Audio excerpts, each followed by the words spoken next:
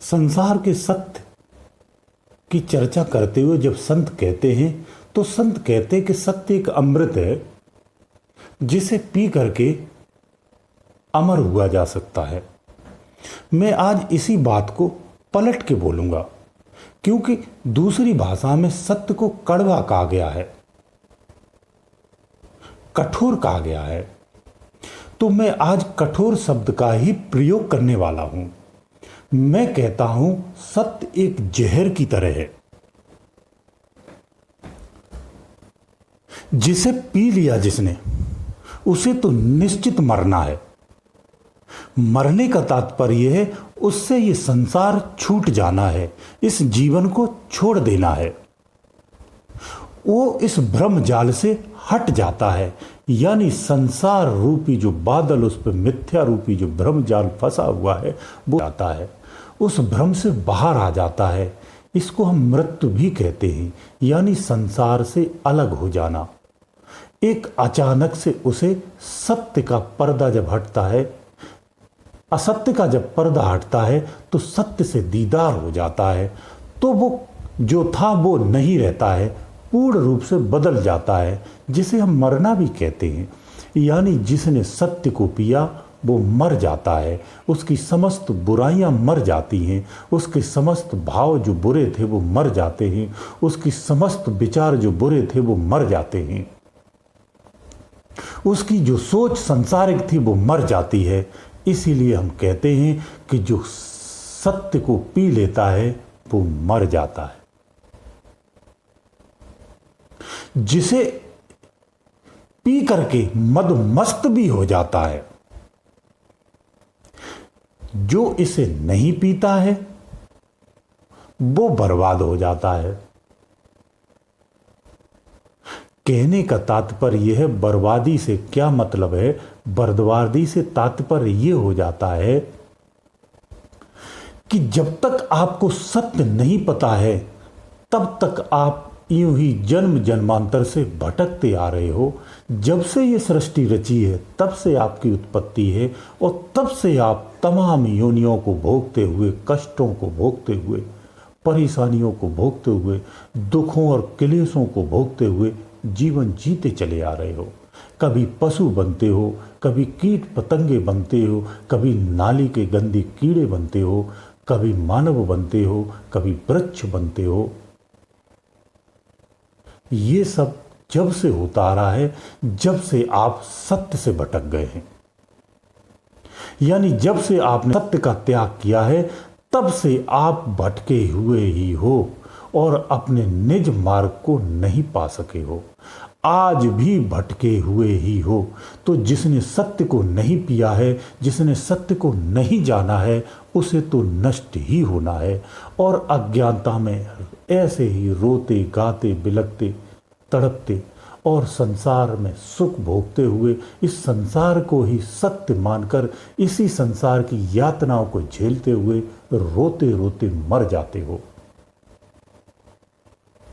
दूर रहने का ही परिणाम है। तो आपने सत्य को पी लिया तो निश्चित रूप से आपकी मृत्यु होना तय है। जब आपकी मृत्यु होगी तभी आपका पुनर्जन्म होगा। वो जन्म होगा जहां आप अमरता को पा जाएंगे, फिर आपको दोबारा जन्म नहीं लेना पड़ेगा। इसी को सत्य कहते हैं। जो सत्य को नहीं पीता है वो नष्ट हो जाता है, बर्बाद हो जाता है, पतन हो जाता है। तीसरा शब्द आता है कि इस सत्य को कुछ ऐसे साधक होते हैं, एक तो पी लेते हैं, एक बिल्कुल नहीं पीते हैं। तो जिसे बिल्कुल नहीं पीना है वो स्पष्ट है कि ये नहीं पीता है। ऐसे लोगों को हम संसार में नास्तिक भी बोलते हैं। लेकिन इन दोनों के अलावा एक तीसरा व्यक्ति ऐसा भी होता है जो सत्य को सूंघता है और दूर हट जाता है। कुछ लोग ऐसे भी होते हैं जो रिस्क नहीं लेना चाहते जीवन में, संसार को त्यागना भी नहीं चाहते हैं और उस परमात्मा को पाना चाहते हैं। ऐसे लोगों की संख्या ज्यादा है संसार में, उनका हित संसार से हटता नहीं है। अपनी मेहनत से जो घर और मकान बना लेते, अपनी संतान को देने में भी उन्हें कष्ट होता है।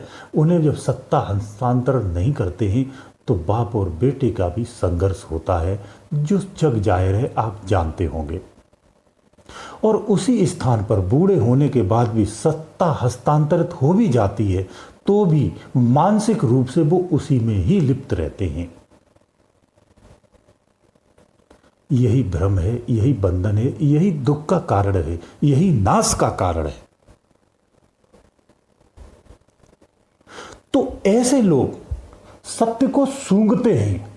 वो ये भी चाहते हैं कि मुझे परमात्मा मिल जाए, और वो ये भी चाहते हैं कि मेरी संसार की कोई क्षति न हो जाए, ये संसार भी मुझसे ना छूटे और संसार के सारे मजे लेता रहूं मैं। तो जब तक आप जड़ स्वरूप में हैं तब तक आप चेतन स्वरूप में विलीन नहीं हो सकते हैं। उस चेतन स्वरूप में नहीं परिवर्तन हो पाएंगे, उस चेतन सत्ता को नहीं पा सकते हैं। जड़ से निकल करके जब आप चेतन में प्रवेश करेंगे तभी जाकर के आप चेतन स्वरूप होंगे।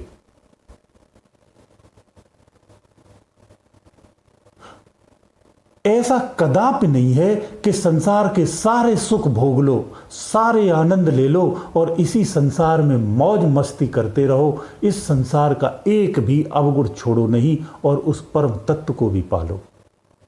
वो परम तत्व आपसे भिन्न नहीं है, वो आप ही के साथ है।